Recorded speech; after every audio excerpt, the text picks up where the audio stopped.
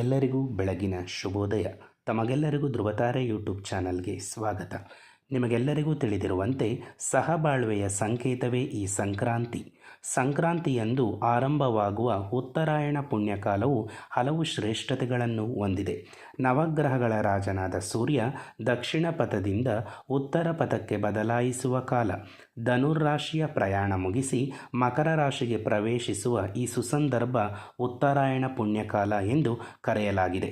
ಆದ್ದರಿಂದ ಈ ಒಂದು ಸಂಕ್ರಾಂತಿ ಸಂಭ್ರಮ 2025 ನಮ್ಮ ಶಾಲೆಯಲ್ಲಿ ನಾವು ಹೇಗೆ ಸೆಲೆಬ್ರೇಷನ್ ಮಾಡಿದ್ವಿ, ಹಾಗೆ ಈ ಒಂದು ಸಂಕ್ರಾಂತಿ ಸಂಭ್ರಮಕ್ಕೆ ನಾವು ಹೇಗೆಲ್ಲ ಡೆಕೋರೇಷನನ್ನು ಮಾಡಿದ್ವಿ ಅಂತ ನಾನಿವತ್ತು ಈ ಒಂದು ವಿಡಿಯೋದಲ್ಲಿ ನಿಮಗೆ ತೋರಿಸ್ತಾ ಹೋಗ್ತೀನಿ.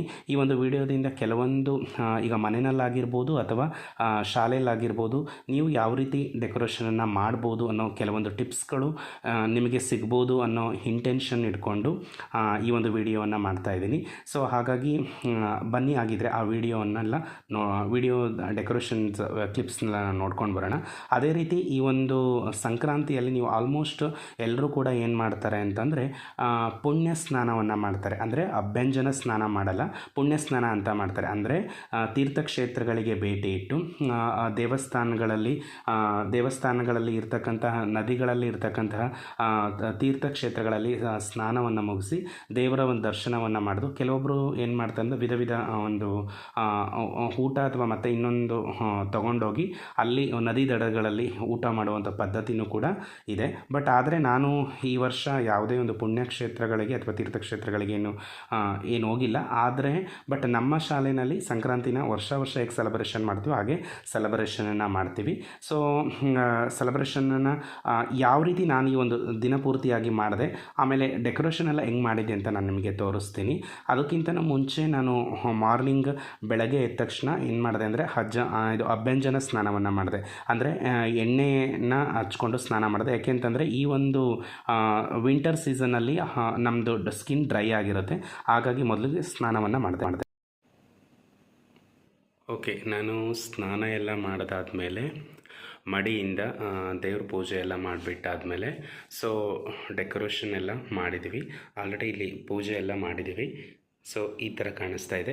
ಸೊ ಈ ಸೆಟ್ಟನ್ನು ನಾವು ಏನಕ್ಕೆ ಈ ಥರ ಹಾಕಿದ್ದೀವಿ ಅಂತಂತಂದರೆ, ಸೊ ಮಕ್ಕಳಿಗೆ ಅದು ನೋಡಿದ ತಕ್ಷಣ ಏನಾಗಬೇಕು ಅಂತಂದರೆ ಹಳ್ಳಿ ನೆನಪಾಗಬೇಕು. ಆಲ್ಮೋಸ್ಟ್ ರೈತರು ಬಳಸ್ತಕ್ಕಂತಹ ಯಾವುದೇ ವಸ್ತುಗಳಿರ್ಬೋದು ಆ ಥರದ್ದು ಒಂದು ಅವರಿಗೆ ಫೀಲ್ ಬರಬೇಕು ಅಂತೇಳಿ ಈ ಥರ ಒಂದು ಹಳ್ಳಿ ನೇಚರ್ನ ನಾವು ಇಲ್ಲಿ ಕ್ರಿಯೇಟ್ ಮಾಡಿದ್ದೀವಿ. ಈಗ ಒಂದೊಂದಾಗಿ ನಾನು ತೋರಿಸ್ತಾ ಹೋಗ್ತೀನಿ. ಎಸ್, ನೋಡಿ ಈ ಥರ ಕಾಣಿಸ್ತಾ ಇದೆ. ಸೊ ಈ ಒಂದು ಕ್ರಿಯೇಷನ್ಸ್ ಎಲ್ಲ ನಾನು ಎಲ್ಲೂ ನೋಡಿಲ್ಲ. ಬಟ್ ನಾನು ಓನಾಗೆ ನನ್ನ ತಲೆಯಲ್ಲಿ ಏನೇನು ಐಡಿಯಾಸ್ ಬರುತ್ತೋ ಅಥವಾ ನನ್ನ ಹತ್ರ ಯಾವ್ಯಾವುದು ಥಿಂಗ್ಸ್ ಇರುತ್ತೋ ಮತ್ತು ಕೆಲವೊಂದು ಪೇರೆಂಟ್ಸು ಮಕ್ಕಳ ಹತ್ರ ತೊಗೊಂಡು ನಾನು ಈ ಥರ ಒಂದು ಡೆಕೋರೇಷನನ್ನು ನಾನು ಮಾಡಿದ್ದೀನಿ. ಸೊ ನೋಡಿ, ಫಸ್ಟ್ ನಿಮಗೆ ಗೊತ್ತಿರೋ ಹಾಗೆ ಸಂಕ್ರಾಂತಿ ಅಂದ ತಕ್ಷಣ ಕಬ್ಬು ಮತ್ತು ಎಳ್ಳಿಗೆ ನಾವು ಜಾಸ್ತಿ ಪ್ರಾಮುಖ್ಯತೆಯನ್ನು ಕೊಡ್ತೀವಿ. ಫಸ್ಟ್ ಏನು ಮಾಡಿ ಅಂದರೆ ಈ ಒಂದು ಕಬ್ಬನ್ನು ಏನು ಮಾಡಿದ್ದೀನಿ ಈ ಥರ ಜೋಡಿಸ್ಕೊಂಡು ಕಟ್ಕೊಂಡಿದ್ದೀನಿ. ಅದಾದಮೇಲೆ ಅದರ ಕೆಳಗಡೆ ಪೊಂಗಲ್ ಮಾಡ್ತಾರೆ. ಸೊ ಪೊಂಗಲ್ ಮಾಡ್ತಾರಲ್ವ, ಆ ಥರ ಒಂದು ಮಡಿಕೆ ಇರುತ್ತಲ್ಲ, ಅದಕ್ಕೆ ಮಡಿಕೆಗೆ ನಾವು ಪೇಂಟ್ ಮಾಡಿ ಇಟ್ಕೊಂಡಿದ್ವಿ. ಸೊ ಮೇಲ್ಗಡೆ ಅದಕ್ಕೆ ಕಾಟನನ್ನು ಫಿಲ್ ಮಾಡಿ, ಸೊ ಒಂಥರ ಏನದು ಮೀನ್ಸ್ ಪೊಂಗಲ್ಲು ಅಥವಾ ಈಗ ಹಾಲು ಉಗ್ತಾ ಇದೆ ಅನ್ನೋ ಒಂದು ಇದನ್ನು ಮಾಡಲಿಕ್ಕೆ ಐಡೆಂಟಿಟಿ ಕಾಣಿಸ್ಲಿ ಅಂತೇಳಿ ಏನು ಮಾಡಿದ್ದೀನಿ ಅಂದರೆ ಕಾಟನ್ನ ಮೇಲ್ಗಡೆ ಇಟ್ಟಿದ್ದೀನಿ. ಸೊ ಅದೇ ರೀತಿ ಈ ಕಡೆ ರೈಟ್ ಸೈಡಿಗೆ ಬಂದರೆ ನಾನು ಹೇಳ್ದಾಗೆ ಎಳ್ಳು ಬೆಲ್ಲ. ಸೊ ಮಕ್ಕಳಿಗೆ ನಾವು ಏನು ಮಾಡಿದ್ವಿ ಅಂದರೆ ಎಳ್ಳು ಬೆಲ್ಲ ಕೊಡಬೇಕಾದ್ರೆ ಅದನ್ನು ನಾವು ಯಾಕೆ ಈ ಟೈಮಲ್ಲೇ ತಿಂತೀವಿ, ಅದರ ವೈಜ್ಞಾನಿಕ ಕಾರಣ ಏನು ಅನ್ನೋದನ್ನು ಕೂಡ ನಾವು ಹೇಳ್ಕೊಟ್ವಿ. ಅದೇ ರೀತಿ ಪಕ್ಕದಲ್ಲಿ ರಾಶಿ ಇದೆ. ಸೊ ಇಲ್ಲಿ ಜೋಳದ ರಾಶಿನ ನಾವು ಮಾಡಿದ್ದೀವಿ. ನೀವು ಗೊತ್ತಿರೋ ಹಾಗೆ ರೈತರು ಈ ಒಂದು ಹಾರ್ವೆಸ್ಟಿಂಗ್ ಟೈಮಲ್ಲಿ ಏನು ಮಾಡ್ತಾರೆ ಅಂತಂದರೆ ರಾಶಿನೆಲ್ಲ ಕಣದಲ್ಲಿ ಇಟ್ಬಿಟ್ಟು ಏನು ಮಾಡ್ತಾರೆ, ಅದಕ್ಕೆ ಪೂಜೆ ಮಾಡಿ ಆಮೇಲೆ ಆ ದವಸ ಧಾನ್ಯಗಳನ್ನ ಮಾರ್ತಾರೆ ಅಥವಾ ಮನೆಗೆ ತೊಗೊಂಡೋಗ್ತಾರೆ. ಸೊ ಅದಾದಮೇಲೆ ಇಲ್ಲಿ ನೋಡ್ಬೋದು ಕವರ್ ಇದೆ. ಒಂದು ಕವರಲ್ಲಿ ಫಸ್ಟ್ ದೊಡ್ಡ ಕವರಲ್ಲಿ ನಾನು ಒಂದು ಕಾಳನ್ನು ಹಾಕಿದ್ದೀನಿ, ಅದು ಕೊತ್ತಂಬರಿ ಅನಿಸುತ್ತೆ, ಮೇಲ್ಗಡೆ ಕಡಲೆ. ಸೊ ಅದನ್ನು ಹಾಕ್ಬಿಟ್ಟು ಸೊ ಇಲ್ಲಿ ಈ ಥರ ನಾನೇ ಇದು ಡ್ರಾಯಿಂಗಲ್ಲಿ ಬರೆದಿದ್ದೀನಿ ಅದನ್ನು. ಸೊ ಬರೆದ್ಬಿಟ್ಟು ಇದೊಂಥರ ಏನಂದರೆ ಒಂದು ಇದು ನೋಡಿದ ತಕ್ಷಣ ಏನು ಅನಿಸುತ್ತೆ ಅಂತಂದರೆ ಒಂದು ಹುಡುಗಿ ಪಿಕ್ಚರ್ ಕಾಣಿಸುತ್ತೆ. ಸೊ ಅದಕ್ಕೋಸ್ಕರ ಈ ಥರ ಅದಕ್ಕೆ ಮೇಲ್ಗಡೆ ಮತ್ತು ನಾವು ಒಂದು ಬ್ಲೌಸನ್ನು ಹಾಕಿದ್ದೀನಿ. ಮತ್ತು ನೆಕ್ಸ್ಟ್ ಈ ಥರ ಏನಂದರೆ ದುಂಡಿ, ಹಳ್ಳಿ ಕಡೆ ಎಲ್ಲ ಖಾರ ಅಥವಾ ಅರಿಲಿಕ್ಕೆ ಏನು ಮಾಡ್ತಾರೆ, ದುಂಡಿನ ಯೂಸ್ ಮಾಡ್ತಾರೆ. ಪಕ್ಕದಲ್ಲಿ ಹಾಗೆ ಆನೆ ಇದೆ. ನೆಕ್ಸ್ಟ್ ಇದು ರಾಶಿ ಆದಮೇಲೆ ಇಲ್ಲಿ ನೋಡ್ತಿದ್ದೀರಲ್ಲ, ಈ 3 ದೀಪಗಳು ಕೂಡ ಪೇರೆಂಟ್ಸೇ ಮಾಡಿಕೊಟ್ಟಿರೋದು. ಸೊ ಆಮೇಲೆ ಅಲ್ಲಿ ಕುಟ್ಟೋದಿದೆ ತಾಮ್ರದ್ದು. ಅದಾದಮೇಲೆ ಒಂದು ಡಾಲ್ ಇಟ್ಟಿದ್ದೀನಿ. ನೆಕ್ಸ್ಟ್ ಇದು ಕೂಡ ದೀಪಗಳು. ನೆಕ್ಸ್ಟು ಈ ಥರ ಒಂದು ಫಾರ್ಮಲ್ಲಿ ಏನಿರುತ್ತೆ ಅಂತಂದರೆ ನಾಯಿಗಳನ್ನ ಸಾಕ್ಕೊಂಡಿರ್ತಾರೆ, ಕೆಲವೊಂದು ಪ್ರಾಣಿಗಳಿರುತ್ತೆ. ಸೊ ಅದರದ್ದು ಐಡೆಂಟಿಟಿ ಇರಲಿ ಅಂತ ಪಕ್ಕದಲ್ಲಿ ಆ ಥರ ಡೆಕೋರೇಷನ್ ಮಾಡಿದ್ದೀನಿ.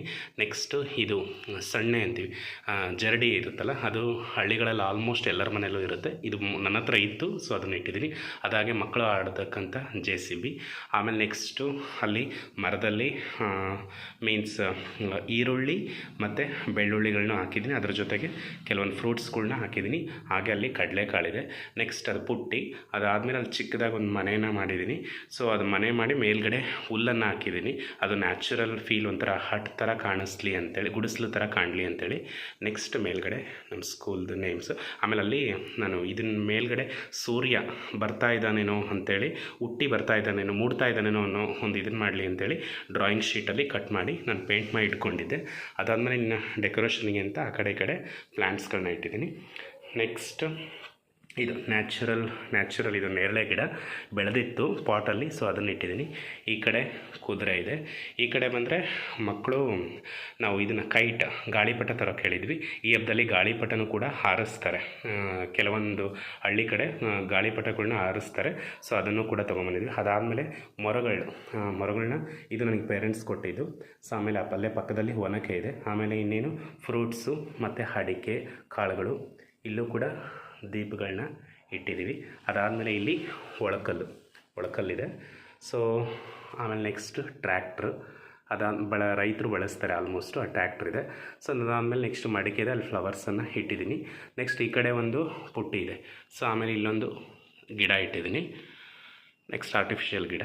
ಆಮೇಲೆ ಅಲ್ಲಿ ಕಳಶ ನಿಮಗೆ ಕಾಣಿಸ್ತಾ ಇರ್ಬೋದು, ಅಲ್ಲಿ ನಿಮಗೆ ಕಳಶ ಕಾಣಿಸ್ತಿದೆ. ಅಲ್ಲಿ ಗಣೇಶನ ಇಟ್ಟಿದ್ದೀವಿ. ಯಾಕೆ ಅಂತಂದರೆ ಯಾವುದೇ ಒಂದು ಪೂಜೆ ಪುನಸ್ಕಾರಗಳನ್ನ ಮಾಡಬೇಕಾದ್ರೆ ಫಸ್ಟು ನಾವೇನು ಮಾಡ್ತೀವಿ ಅಂದರೆ ಗಣೇಶನನ್ನು ಪೂಜೆ ಮಾಡ್ತೀವಿ.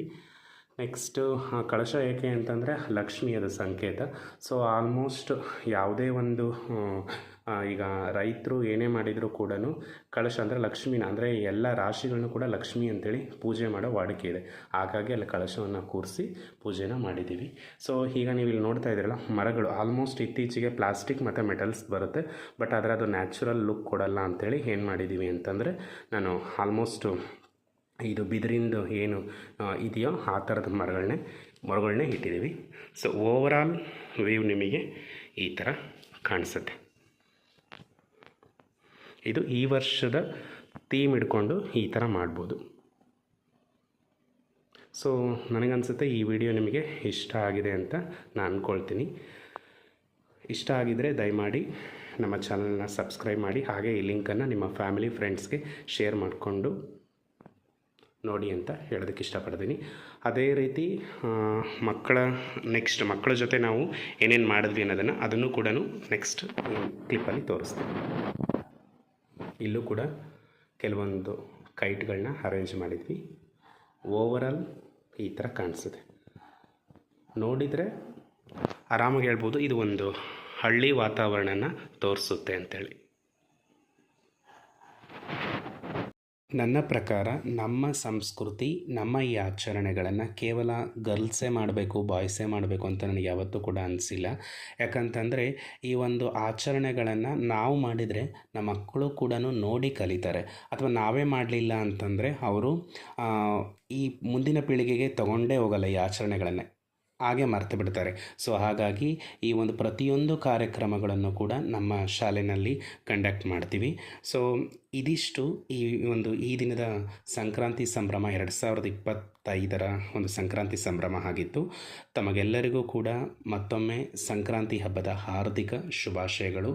ಸಹಬಾಳ್ವೆಯ ಸಂಕೇತವೇ ಆದ ಈ ಒಂದು ಸಂಕ್ರಾಂತಿ ನಿಮಗೆ ಐಶ್ವರ್ಯ, ಆರೋಗ್ಯ, ಆಯಸ್ಸನ್ನು ತಂದುಕೊಡ್ಲಿ ಅಂತ ದೇವರಲ್ಲಿ ಪ್ರಾರ್ಥನೆ ಮಾಡ್ತಾ, ಸಹಬಾಳ್ವೆಯೇ ಸಂಕೇತವೇ ಆದ ಈ ಒಂದು ಸಂಕ್ರಾಂತಿ ಸುದಿನದಂದು ನಾವೆಲ್ಲರೂ ಕೂಡ ಎಳ್ಳು ಬೆಲ್ಲವನ್ನು ತಿಂದು ಒಳ್ಳೆಯದನ್ನೇ ಮಾತನಾಡೋಣ, ಹಾಗೆ ಒಳ್ಳೆಯದನ್ನೇ ಯೋಚನೆ ಮಾಡೋಣ ಅಂತ ಹೇಳ್ತಾ, ಸೊ ಇಂಗ್ಲೀಷಲ್ಲಿ ಒಂದು ಥಾಟ್ ಇದೆ, dance to express not to impress ಅನ್ನೋಗೆ. ನಾವು ಯಾವುದೇ ಒಂದು ಫೀಲಿಂಗ್ಸನ್ನು ಎಕ್ಸ್ಪ್ರೆಸ್ ಮಾಡೋದೇ ಡ್ಯಾನ್ಸ್ಗಳ ಮುಖಾಂತರ. ಸೊ ಯಾರನ್ನು ಇಂಪ್ರೆಸ್ ಮಾಡಬೇಕು ಅಂತ ನಾವು ಮಾಡಲ್ಲ, ನಮ್ಮ ಫೀಲಿಂಗ್ಸನ್ನು ಎಕ್ಸ್ಪ್ರೆಸ್ ಮಾಡೋದಕ್ಕೋಸ್ಕರ ನಾವು ಮಾಡ್ತೀವಿ. ಸೊ ಹಾಗಾಗಿ ಪ್ರತಿಯೊಂದು ಕಾರ್ಯಕ್ರಮ ಆದಮೇಲೆ ಸೊ ನಾವು ಮಕ್ಕಳ ಜೊತೆಗೆ ಒಂದು ಹಾಡಿಗೆ ಒಂದು 2 ಹೆಜ್ಜೆಗಳನ್ನ ಹಾಕ್ತೀವಿ. ಯಾಕೆ ಅಂತಂದರೆ ಅವರನ್ನು ಮೋಟಿವೇಟ್ ಮಾಡಬೇಕು ಅಂತ. ನಾವು ಮಾಡಿದ್ರೆ ಅವರು ಕೂಡ ಮೋಟಿವೇಟ್ ಆಗಿ ಡ್ಯಾನ್ಸ್ ಮಾಡ್ತಾರೆ, ಇಲ್ಲ ಅಂತಂದರೆ ಅವರು ಮಾಡೋದೇ ಇಲ್ಲ. ಸೊ ಹಾಗಾಗಿ ಪ್ರತಿಯೊಂದು ಪ್ರೋಗ್ರಾಮಿನ ಕೊನೆಯಲ್ಲಿ ನಾವು ಒಂದು 2 ಹೆಜ್ಜೆನ ಹಾಕ್ತೀವಿ. ಅದೇ ರೀತಿ ಈ ಒಂದು ಕಾರ್ಯಕ್ರಮದಲ್ಲೂ ಕೂಡ ನಾವು ಒಂದು 2 ಹೆಜ್ಜೆನ ಮಕ್ಕಳ ಜೊತೆ ಹಾಕಿದ್ವಿ. ಸೊ ಈ ಒಂದು ವಿಡಿಯೋ ನಿಮಗೆ ಇಷ್ಟ ಆಗಿತ್ತು ಅಂತ ನಾನು ಭಾವಿಸ್ತೀನಿ. ಸೊ ಮತ್ತೆ ಮುಂದಿನ ಒಂದು ಯೂಸ್ಫುಲ್ ಆಗಿರ್ತಕ್ಕಂಥ ವಿಡಿಯೋ ಜೊತೆ ನಾನು ನಿಮ್ಮನ್ನು ಮತ್ತೆ ಭೇಟಿ ಆಗ್ತೀನಿ. ಅಲ್ಲಿವರೆಗೂ take care, bye, love you all.